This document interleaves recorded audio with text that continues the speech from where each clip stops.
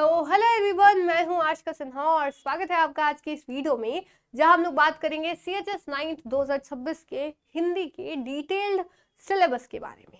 तो इससे पहले जो है हमने सारे सिलेबस को यहाँ पे डिस्कस किया, इंग्लिश हो, सोशल साइंस हो, मैथ्स हो या CHS का एग्जाम पैटर्न हो। तो आज हम लोग हिंदी के सिलेबस के बारे में बात करेंगे और साथ साथ PYQ भी देखेंगे 2025 का, है ना, जो पिछले साल का आपका क्वेश्चन पेपर है, उससे समझेंगे कि आपके कैसे सवाल जो है यहाँ पे बनते हैं। तो चलिए वीडियो को स्टार्ट करते हैं और हिंदी का सिलेबस जाने से पहले CHS के एग्जाम पैटर्न का ओवरव्यू ले लेते हैं। ठीक है, तो आप यहाँ देख सकते हैं कि 2 घंटे का आपका पेपर होता है, 8 से 10 के बीच में आपका पेपर होता है। सुबह 8 बजे स्टार्ट होता है, 10 बजे खत्म होता है। 100 मार्क्स का सवाल मतलब पेपर होता है, 100 क्वेश्चन आते हैं, यानी हर एक सवाल के लिए 1 मार्क मिलता है। कोई भी नेगेटिव मार्किंग नहीं होती है, सारे क्वेश्चन आपके ऑब्जेक्टिव होते हैं। ठीक है, OMR आपको मिलता है, ऑफलाइन पेपर होता है, 5 सेक्शन होते हैं। कौन कौन से सेक्शन है वो?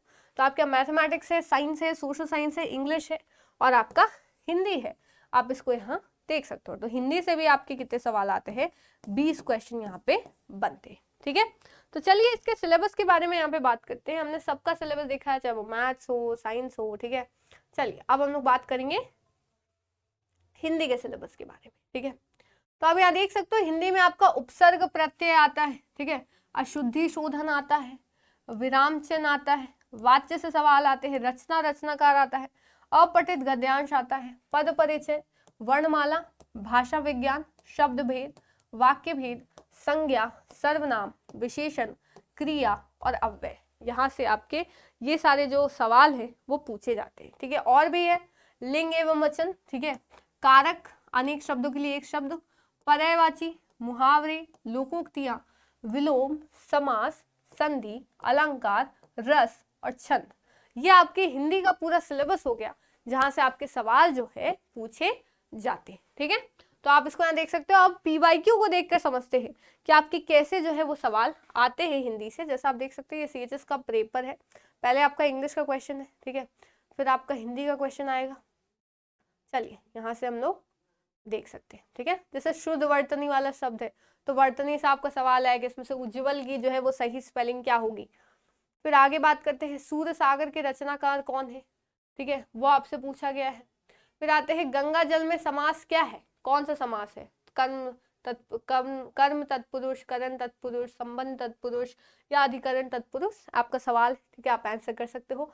पानी की कहानी के लेखक रामचंद्र शुक्ल है, निर्मल वर्मा है, डॉक्टर नगेंद्र है या रामचंद्र तिवारी है, तो आपका रचना एवं रचनाकार से क्वेश्चन है। अवधि किस क्षेत्र के आसपास बोली जाती है, तो ये आपसे पूछा गया। बैठक में प्रत्यय क्या है।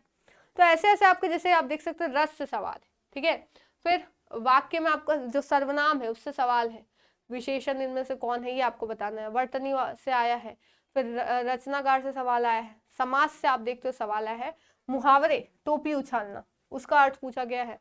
फिर पुनर्मुद्रण में उपसर्ग क्या है ये पूछा जा रहा है।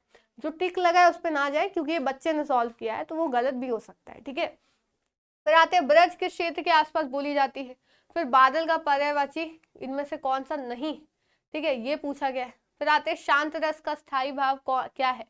फिर करण कारक का उदाहरण क्या है, मनोहर का संधि विच्छेद क्या है। तो आप देख सकते हो हर एक टॉपिक इतना डाइवर्स होता है ना CHS के क्वेश्चन, इसलिए कोई प्रॉपर सिलेबस ही नहीं देता है, क्योंकि क्वेश्चन कहीं से ही पूछ लेता है।